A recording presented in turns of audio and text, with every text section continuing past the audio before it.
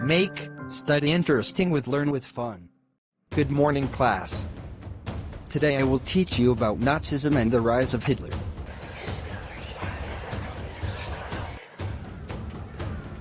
We will start with birth of the Weimar Republic. Germany fought the First World War, 1914 to 1918, along with the Austrian Empire and against the Allies, England, France and Russia. Germany initially made gains by occupying France and Belgium. However, the Allies won, defeating Germany and the Central Powers in 1918. A National Assembly met at Weimar and established a democratic constitution with a federal structure. The Republic, however, was not received well by its own people, largely because of the terms it was forced to accept after Germany's defeat at the end of the First World War.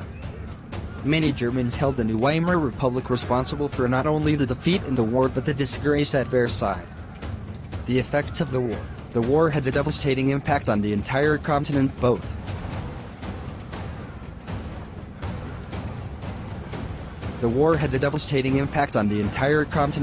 psychologically and financially. From being a creditor, Europe became a debtor. The supporters of the Weimar Republic were criticized and became easy targets of attack in the conservative nationalist circles. Soldiers came to be placed above civilians. Aggressive war propaganda and national honor became important.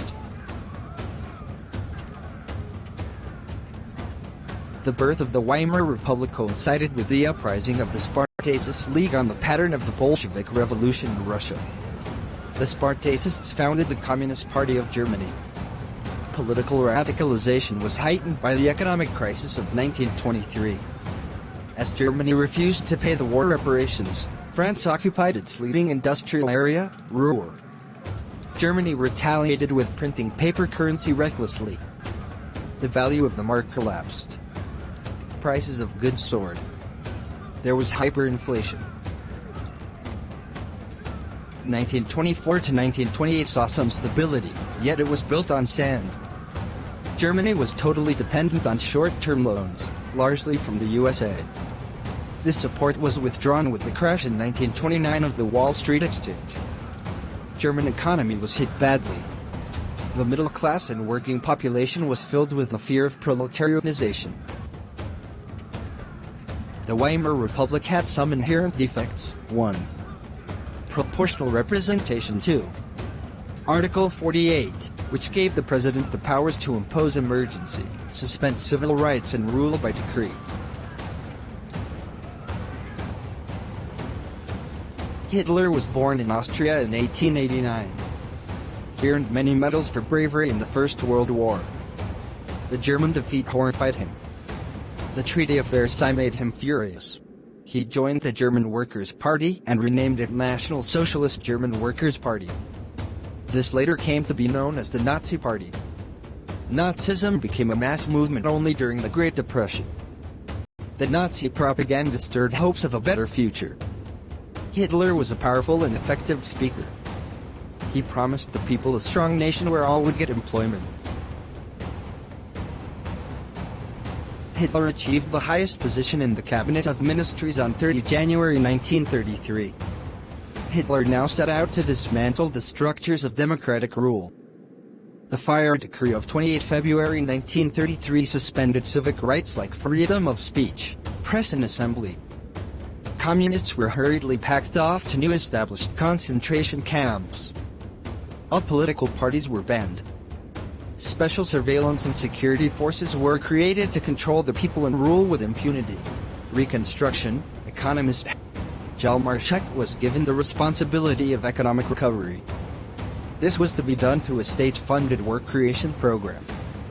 Hitler pulled out of the League of Nations in 1933, reoccupied the Rhineland in 1936, and integrated Austria and Germany in 1938 under the slogan, "One people, one empire, one leader." He then took Sudetenland from Czechoslovakia. Hitler had the unspoken support of England. Hitler did not stop here. He chose war as a way out of the economic crisis. Resources were to be accumulated through expansion of territory. In September 1940, Germany invaded Poland. This started a war with France and England. USA resisted involvement in the war. But when Japan extended its support to Hitler and bombarded Pearl Harbor, the USA entered the war. The war ended in 1945 with Hitler's defeat and the US bombing of Hiroshima and Nagasaki in Japan. According to Nazi ideology, there was no equality between people, but only racial hierarchy. The Nazis quickly began to implement their dream of creating an exclusive racial community of pure Germans by physically eliminating all those who were considered undesirable. They wanted a society of pure and healthy Nordic Aryans. Jews, Gypsies, blacks, Russian, Poles, even certain Germans and abnormal were considered undesirable. The other aspect of Hitler's ideology related to the geopolitical concept of Lebensraum, or living space. Jews were the worst sufferers in Nazi Germany.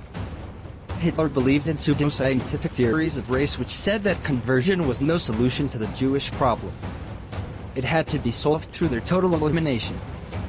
From 1933 to 1938, the Nazis terrorized, pauperized and segregated the Jews, compelling them to leave the country. The next phase, 1939 to 1945, aimed at concentrating them in certain areas and then killing them in gas chambers in Poland.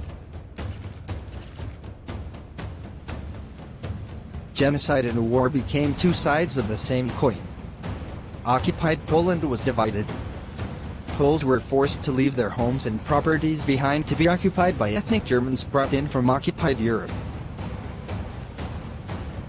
Hitler felt that a strong Nazi society could be established by teaching Nazi ideology to children. All schools were given German teachers. Children were divided into two groups, desirable and undesirable. Textbooks were rewritten. Functions of sports in schools was to nurture the spirit of violence and aggression. 10-year-olds had to enter young vogue. At 14, all boys joined Hitler Youth. They joined the labor service at 18. Women were told to be good mothers and rear pure-blooded Aryan children. They were encouraged to produce many children.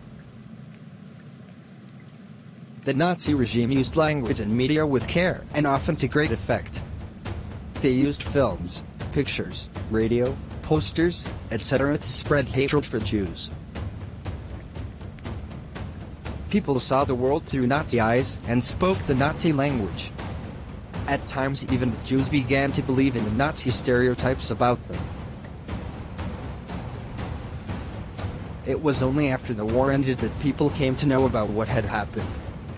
The Jews wanted the world to know about the atrocities and sufferings they had endured during the Nazi killing operations. They just wanted to live, even if it was for a few hours, to tell the world about the Holocaust. So, that's all for today. I will teach you forced society and colonialism in next class.